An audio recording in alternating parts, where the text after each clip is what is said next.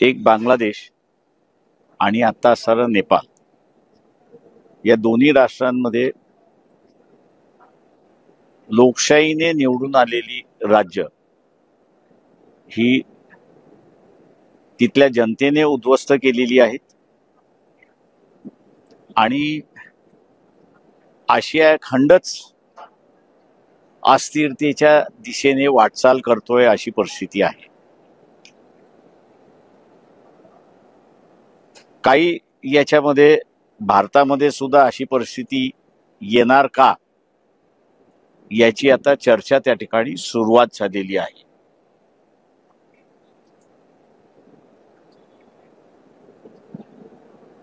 तेव्हा शासनाने सतर्क राहिलं पाहिजे आणि सतर्क राहायचं म्हटलं म्हणजे त्यांनी जे करप्शन सुरुवात केलेलं आहे ते पहिल्यांदा बंद केलं पाहिजे।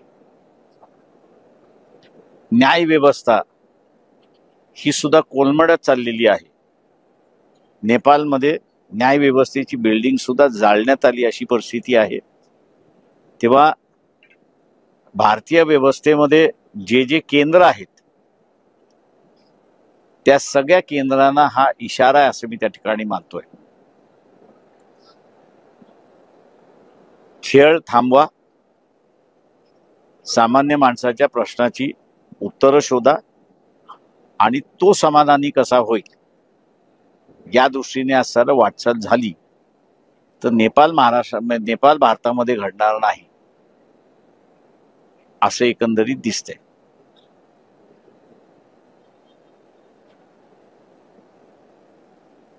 प्रश्न अनेक आहेत।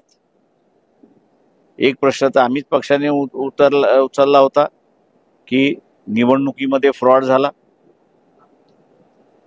त्याच्यानंतर मतदानाची चोरी हाही त्या ठिकाणी गाजतोय अशी परिस्थिती आहे।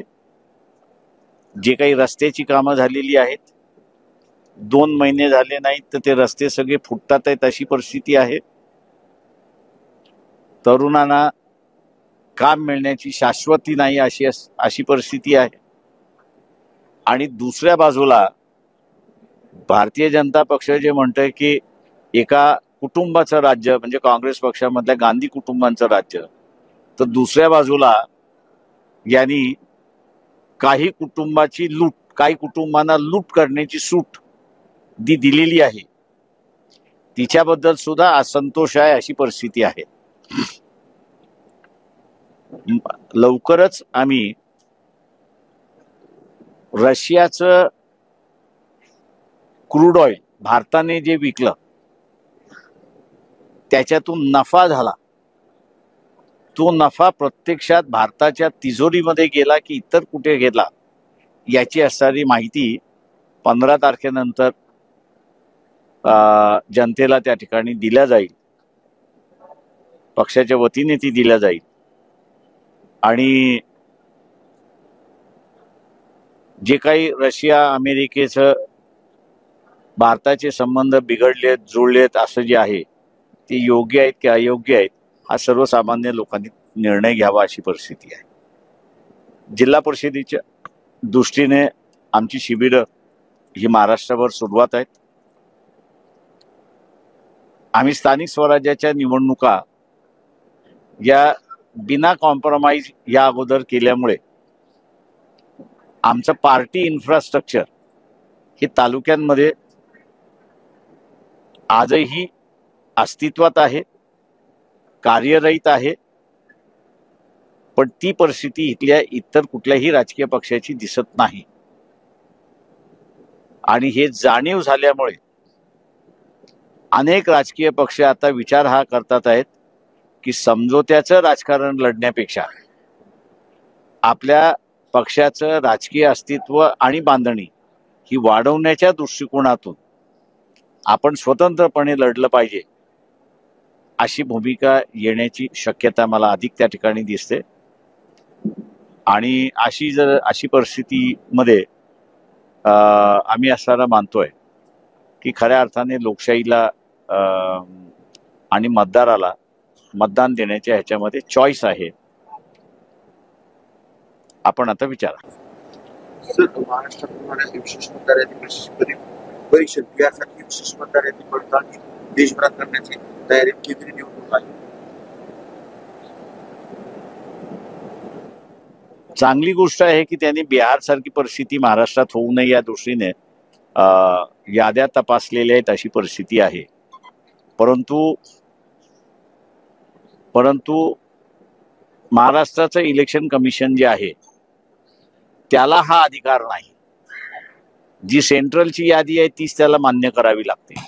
त्याला स्वतंत्र यादी काही तयार करता येत नाही. त्याच्यामुळे इलेक्शन कमिशनने जे काही मान्य केलेलं आहे किंवा जाहीर केलेलं आहे ते जिल्हा परिषद, पंचायत समिती आणि नगरपालिका, महानगरपालिकेमध्ये लागू होईल असं मला काही वाटत नाही. त्याच्यामुळे डुप्लिकेट, टिप्लिकेट जी काही नावं असतील ती कायम राहतील असं मी मानतो. सर, अदानींना 2000 कोटीचा फायदा झाला परिवहन विभागाकडे घेतलेल्या डेट. अदानींना 2000 कोटीचा फायदा झाला परिवहन विभागाकडे घेतलेल्या डेट.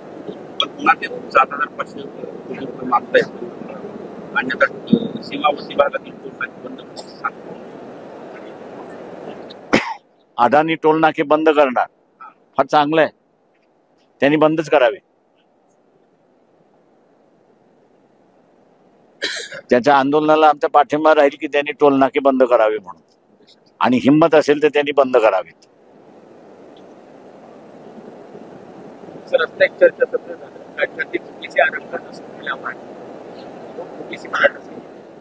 ओबीसी मराठा संघर्ष हा पूर्णपणे पेटलेला आहे. कितीही कोणी दाबायचा प्रयत्न केला तरी ती काही दबणारी गोष्ट असं मी त्या ठिकाणी मानत नाही. सुप्त भांडण लागलेलं आहे. मराठा समाजाला आरक्षण याची गरज आहे असे त्यांना वाटते.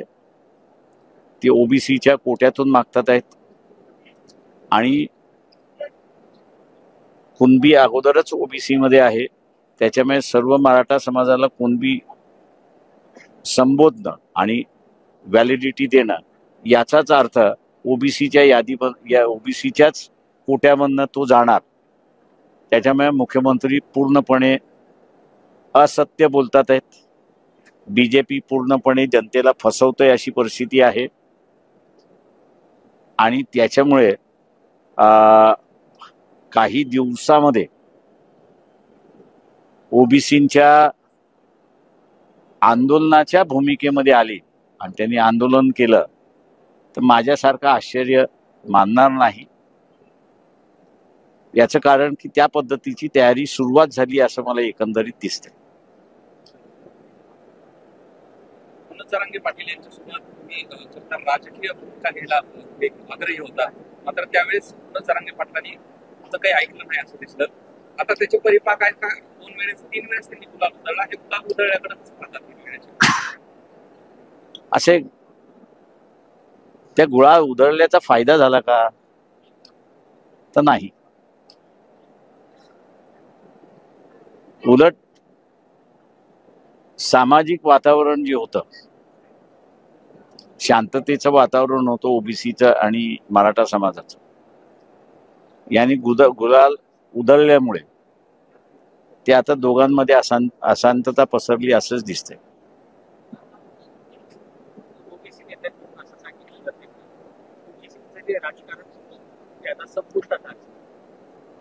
किमान मराठवाड्यात अनेक ठिकाणी कुणबी जर सापडले तर ते आता जिल्हा परिषद आणि पंचायत समितीच्या निवडणुकीमध्ये दावा करतात. तर मराठवाड्यातलं जे आरक्षण आहे ओबीसीतलं ते संपुष्टात येईल अशी भीती व्यक्त केली जाते. ती केली जाते. ती म्हणतो मी तुम्हाला म्हटलं ना की त्याच्यामुळे असणारं हे जे आहे हे प्रकरण पेटलेलं आहे. म्हणजे ज्यांच्याकडे अगोदर कुणबी सर्टिफिकेट होतं ते असूनही ते कधी इलेक्शन लढले नाही. त्याच्यामुळे ते यावेळेस लढतील असा माझा दावा नाही आहे.